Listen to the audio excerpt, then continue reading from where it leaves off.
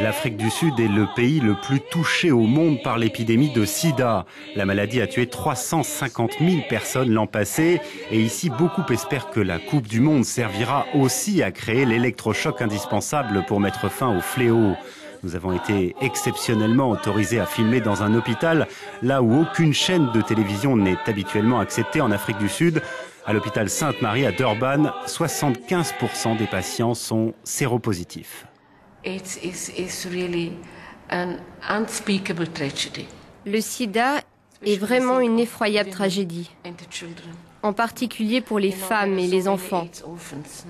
Et puis maintenant, il y a tellement d'orphelins du sida. Nous avons essayé de maintenir les mères en vie à travers un programme intitulé Prévention de la transmission du virus de la mère à l'enfant.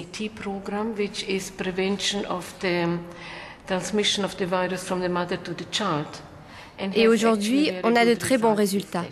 95% des bébés sont séronégatifs. C'est très bien.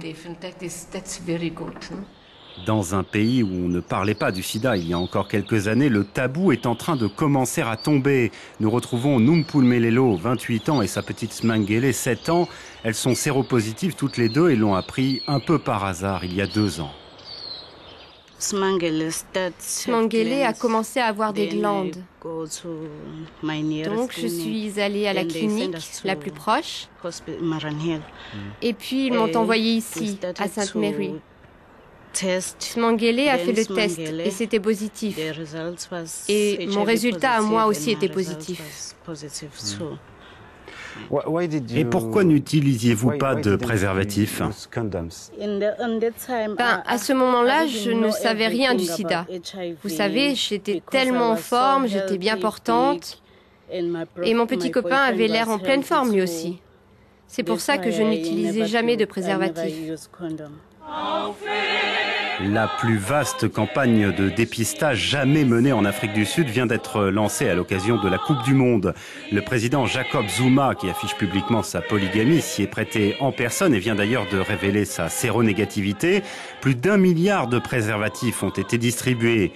Et tout cela commence à porter ses fruits. À l'hôpital Sainte-Marie, 300 malades viennent chaque jour chercher leur traitement. Nous sommes en face d'une épidémie d'une très grande envergure. Entre 5 et 7 millions de Sud-Africains sont théoriquement séropositifs. C'est très important que les gens connaissent leur statut. S'ils sont positifs, alors on va déterminer où ils en sont dans la maladie et on pourra leur offrir un traitement. S'ils sont négatifs, on va les encourager à poursuivre sur un mode de vie qui leur permette de rester négatifs.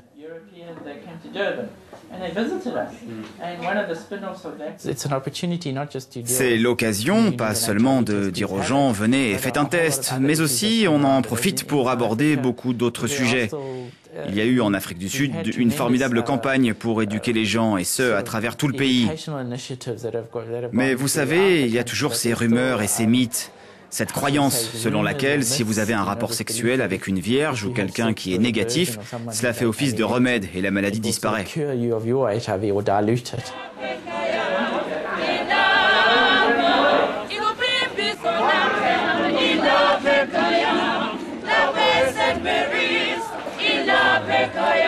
Théoriquement, 15 des 45 millions de Sud-Africains devraient se soumettre dans les prochains mois à un test HIV.